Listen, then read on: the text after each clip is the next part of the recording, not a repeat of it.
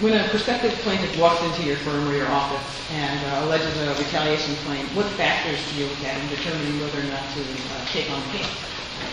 Well, we try and vet our cases very rigorously.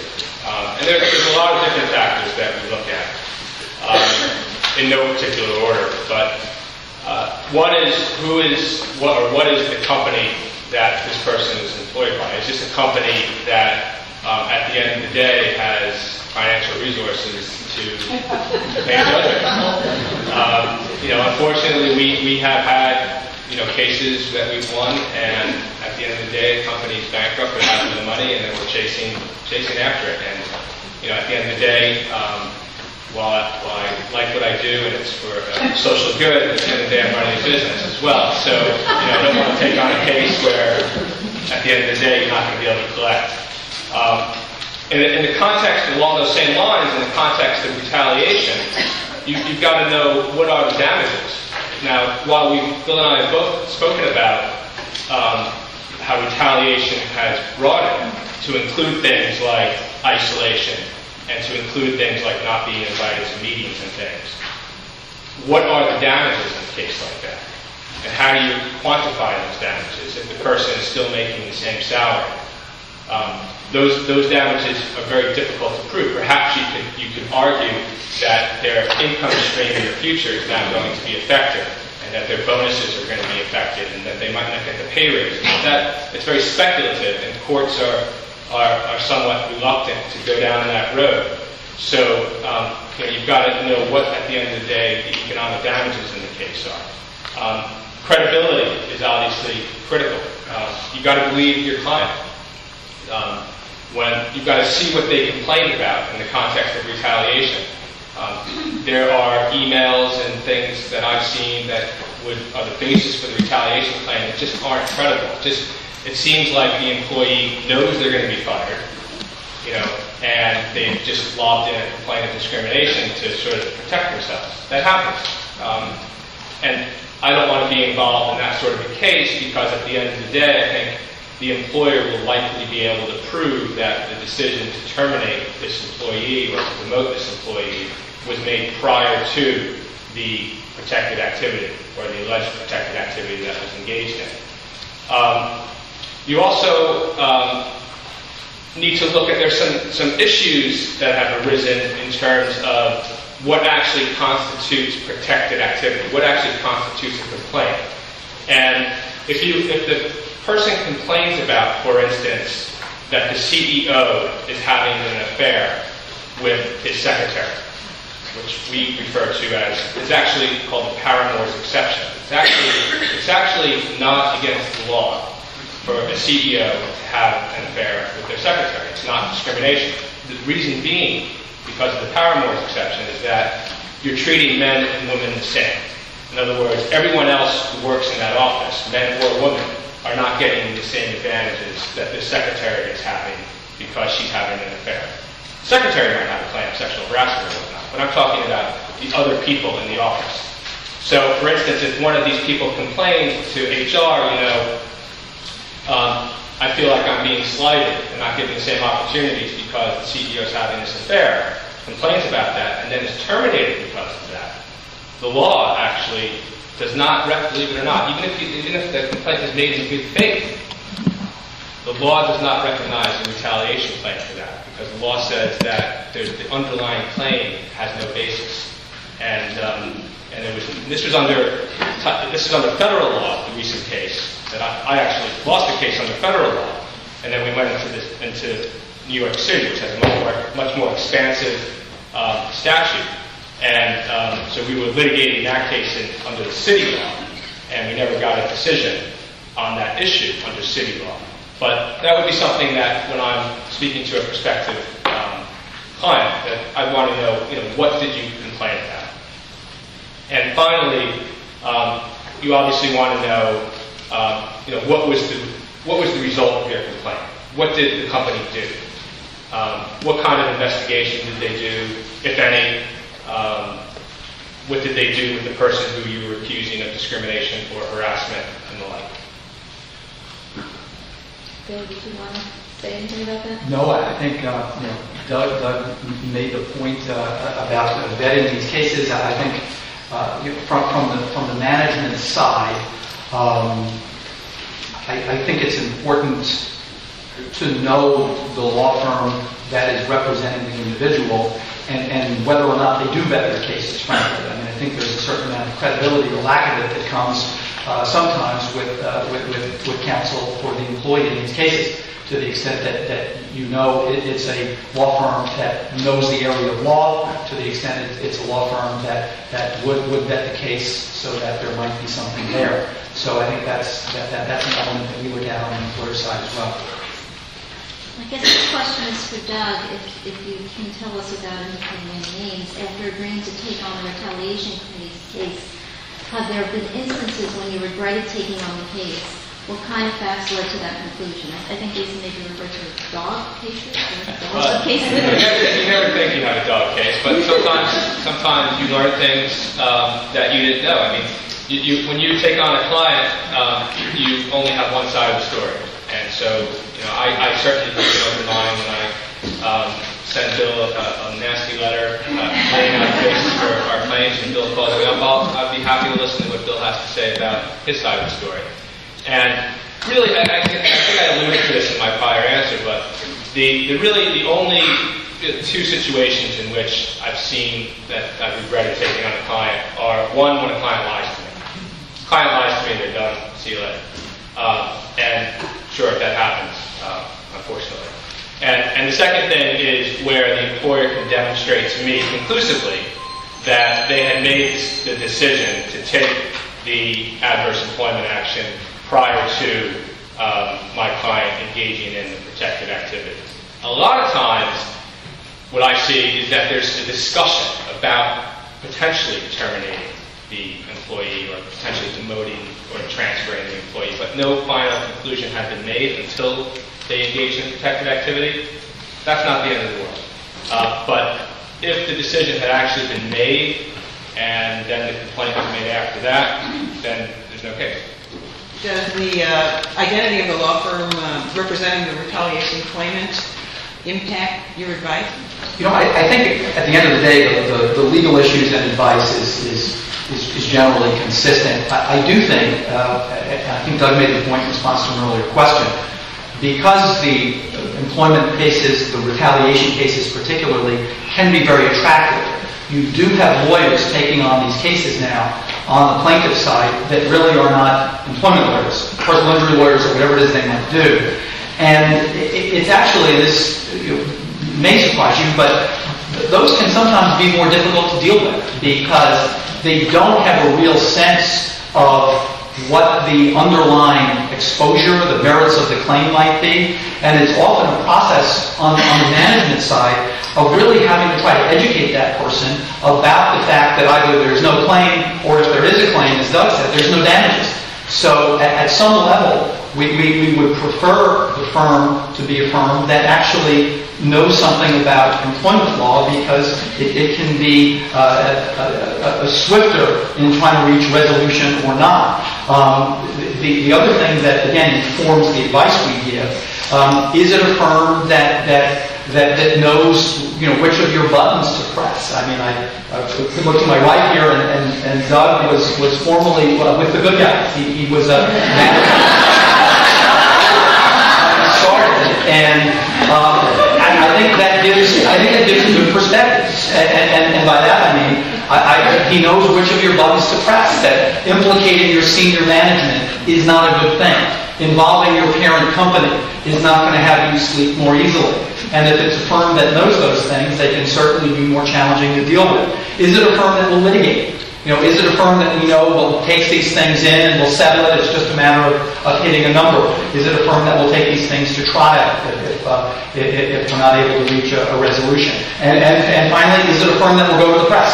Will they take it to the New York Post? Will they take it to Fox News or CNBC? Because that's something you need to know up front as well. So I think the legal issues are the legal issues, but I think knowing the firm can inform the advice that we do give you. If I could just flip that question for a second. I I think it's from my perspective on the employee side. What do I think of the law firm on the management side? And interestingly, you would think, well, big firm, well-established firm, that's who I don't want to go up against because I would, be intimidated by their resources and their knowledge, etc. But actually, those are the firms that we like to go up against. And the reason is because we know sort of what they're going to do. We know that they're going to be very aggressive in terms of the defense, lots of depositions, lots of motions, lots of arguments. We also know that it's going to cost the client $1 million to get the summary judgment, or maybe $2 million to get the summary judgment. And I also know that they're not going to try the case. That these big firm lawyers are not necessarily trial lawyers. And at the end of the day, they want to continue their representation with that client. And so the last thing they want to do is have a public trial and lose. So I am more than willing to sort of go toe-to-toe for a year or 2 years. It's sort of like an annuity.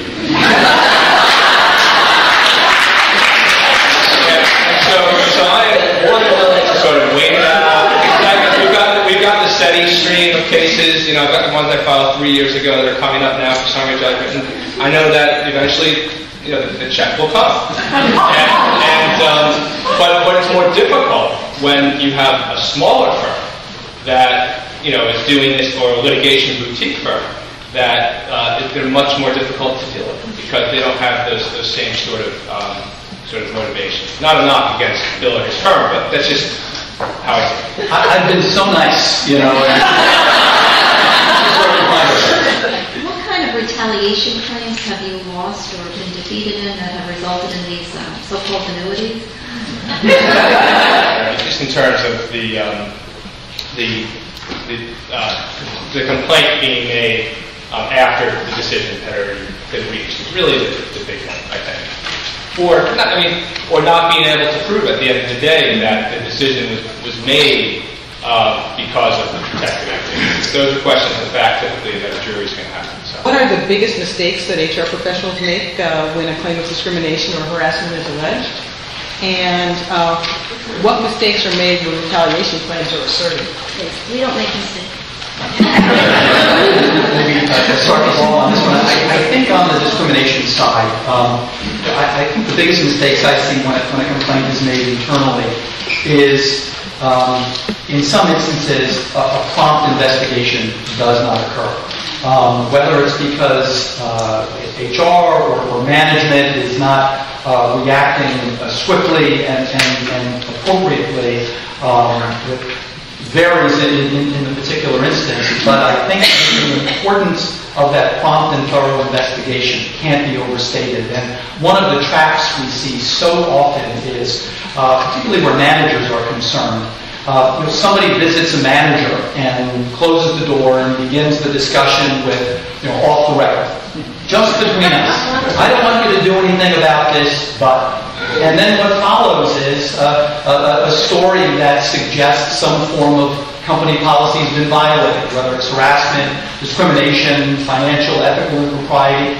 That discussion is not off the record. It's not just between those two who might be speaking. Once HR is on notice, the employer is. And where nothing is done, even in reliance on the complaining employee or the visiting employee saying do nothing, we're going to have a hell of a time later where we've not investigated that complaint. So this is informal. I don't want to put anything in writing. This is just between the two of us. I'll deal with it. Don't you worry about it. Just thought you needed to know. All of those things, to the extent that the underlying issue is a company policy violation that might lead there not to be an investigation, very troublesome. On the retaliation side, in terms of the biggest mistake that we see, I guess there are two I would point to. And again, I don't want to blame your managers, but I think that's where we see the mistakes most often. I do think these tend to be very personal. Someone is accusing one of your managers of harassment or discrimination, and certainly no one easily thinks of themselves as a sexist or racist or whatever the underlying claim is. And very often there's a very strong reaction from that manager. And I think it is absolutely crucial that the manager be trained both before and then certainly once the complaint has been made, to the extent that there's an accusation about a manager's behavior, about the importance of treating that employee as if no such allegation had been made. And Doug made the point about consistency, and he's absolutely right. Suddenly a manager begins engaging in heightened scrutiny. Searching that employee's computer for pornography and no one else's. Holding that employee to that rigorous 9 a.m. arrival time when everyone else is rolling in at 9:15. Those are problematic. Last quick point on this in terms of retaliation mistakes. I think I mentioned earlier, when we're analyzing a case, when we're looking at risks, there are certainly cases that have direct evidence. Most of the cases, though, involve circumstantial evidence. Timing. How soon after the complaint was the adverse action taken? And did the decision makers know of the complaint? If the decision makers didn't know of the complaint, there's no claim. There's no claim. And I think too often, when a complaint is made, HR liberally shares the fact that there was a complaint with senior management and others who do not have a business need to know. You're actually protecting them if you're not telling them. Because if they don't know, they can't retaliate. So I think those two things, training the manager and also ensuring that you're really limiting this on a need-to-know basis from the retaliation side. I agree with the prompt investigation. One thing, though, I would add is, I think it's worthwhile. Obviously, you can't do this in every case. It would be cost prohibitive, but I think you should seriously consider having counsel, outside counsel, conduct that investigation for two reasons. One of which is you may have privilege issues then where the investigation, depending on how the litigation will ultimately go, might be protected by attorney-client privilege issues that you wouldn't necessarily have if it wasn't being conducted by outside counsel. And the second thing is you'll have somebody who's very skilled at conducting these investigations, overseeing the whole process and giving it some legitimacy and sort of outside of the context of the employment. I mean, let's face it. Most people don't view HR as looking out for employees. I'm just telling you, people come into the jury box and they're skeptical, very skeptical. They do not believe that. So if you have an outside firm who's independent, not somebody who's been your lawyer for 20 years, but a truly outside firm come in and do the investigation, I think that could be very helpful, especially if it's a more high-profile type of case. The other thing, big mistake that I see, involves what is referred to as preemptive litigation. And there are some attorneys or companies or HR folks who would, instead of waiting for a lawsuit to be filed against them for discrimination or retaliation, would try to preempt that from happening and actually go and try and sue the employee for something, whether it be for taking records or for not giving records back or something like that. Or after a complaint is filed, to then file a counterclaim against the employee. And, it happens, and I think that sort of strategy often backfires. Needs to be considered very carefully before it's done, if at all. Emails are big mistakes as well. I mean, I've seen cases, believe it or not, where, people are talking to friends about cases that are going on at the company. The case I'm handling right now, the target of a discrimination claim sent an email to his buddy saying, right now I'm trying to convince this person to retire. I mean, that's great. And you say, that's good. So, obviously you've got to be very careful. I mean, email, we all know emails, right? And what they can do, and texts and what they can do. And people are moving so fast these days that it's sort of almost conversational, but it's not conversational because it's going to be there forever. And you have to develop a practice which some people might save all of their, before they send any emails, wait to the end of the day and review those emails before you send them, or something like that, where you're not just constantly banging out the emails that you send, and maybe you even send it to the wrong person, maybe you said something you shouldn't have said, so you have to be very careful. Just a few more questions from us, and then we'll open it up to the audience. Doug, why was the award in the Kimberly-Osorio case so high? It was $15.5 million. And what mistakes, if any, did HR and or the company make in this case? I think it was good lawyering, actually. Moving right along. Well, I mean, first of all, that verdict, just so you should know, that actually was on economic and compensatory damages. The jury had actually said we were entitled to punitive damages as well, and so the judge said, I think $7.5 million is enough, so I'm not going to even let the jury deliberate on punitives. I feel confident that had they deliberated on punitives, it would have been, $20, $30, $40 million. But put that aside, a lot of things that we've touched upon already were the reason why that verdict was so high. You had the temporal proximity of the complaint that was made by the plaintiff in terms of she complained and a few days later she was fired. That was one reason. You had zero documentation as to any poor performance. And, their claim was she was a horror show, yet there was not one record to substantiate that. The third thing was that the defendants in that case were not likable. They were very demeaning. After she was terminated, they actually gave some interviews in which they defamed her. In the press, saying that it was a shakedown, and so we used that against them as well. And I think for all of those reasons, you saw a verdict that was warranted. I have a bit of a two-pronged question, also in the interest of time. And the first part of that question is, how can HR prevent employees from asserting frivolous claims of retaliation? And what are those kind of best practices? And then, kind of the concept of piercing that corporate veil. How can HR practitioners prevent themselves from personal liability? You can't prevent someone from making a claim. Certainly under our laws and our system, you're not going to be able to prevent that. You can make them less likely, certainly, and you can make it more likely that you will be able to defeat them if they're made by engaging in, as Andrea said, certain best practices. And frankly, there are things that I think that Doug and I have touched on, but those best practices might include, first, making sure that you've got a policy against discrimination and harassment that includes a complaint procedure with an anti-retaliation provision. So in other words, making clear to employees you don't tolerate discrimination or harassment, letting them know they can bring those issues to the attention of management or even better to HR, and that if they do, there will not be retaliation. Training your managers.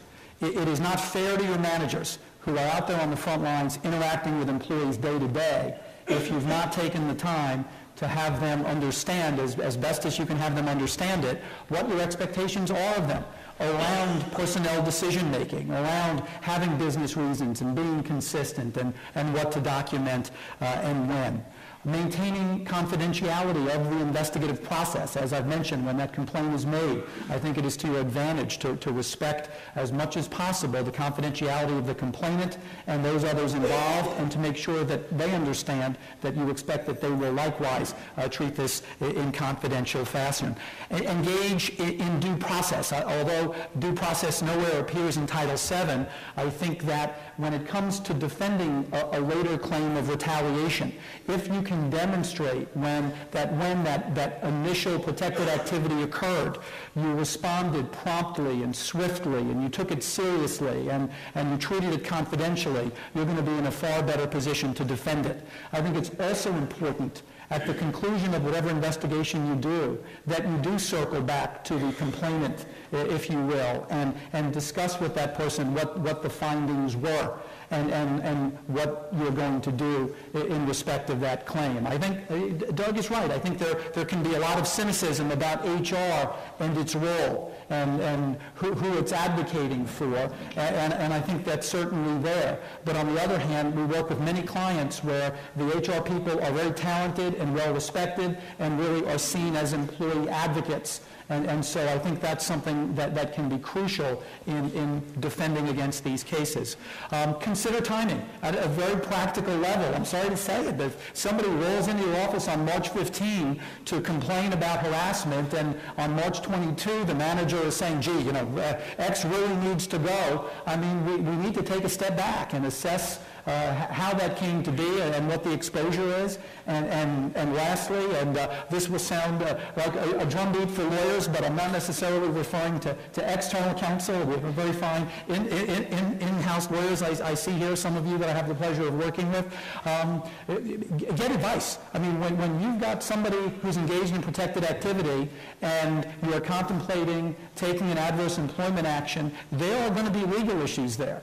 And you will be well served to consult your in-house counsel to be sure that things have been done as well as they could be, and that decision is going to be a decision that's defensible. I just want to add just a few things. I mean, it's important certainly to have written anti-retaliation and anti-discrimination policies. Without question, you need to have those. But it's even more important, I think, that you enforce those policies consistently and that you know those policies, because I've had plenty of opportunities to cross-examine business people and HR people, and when we walk through the handbook, you'd be surprised they didn't follow it. They don't even know what's in it, and it's nice to have it in the book, but you got to know what's in the book and you got to follow what's in the book. The other thing is, I think it's for some companies, I think having some sort of an anonymous hotline is a good thing as well. We see a lot of cases where people say they couldn't complain because, the person they wanted to complain about was so high in the company that they felt that if they did, they would be fired or something like that. And, you can take that whole sort of argument out of the equation by setting up an anonymous hotline. I mean, it's great if I were representing the company. It would be great cross-examination material for the plaintiff. You were so afraid, but you had this anonymous hotline. You didn't take advantage of that either, did you? So that's very useful. And then the last thing, the last question you had is, how to prevent personal liability. But one thing you should be aware as well, since you're all either HR or lawyers, is that this area is so, there's so many things going on right now with respect to retaliation. You should also be aware that there's potential criminal liability in some of these cases, especially under Sarbanes-Oxley. And, I can tell you that, and I can't obviously give any details, but we're working hand in hand with government agencies in criminal prosecutions of retaliation that has occurred in the workplace because of protected activity under Sarbanes-Oxley. And these entities are taking a very, very rigorous approach in terms of how they're viewing it. And the last thing anyone wants to do is be called into a grand jury to have to explain themselves.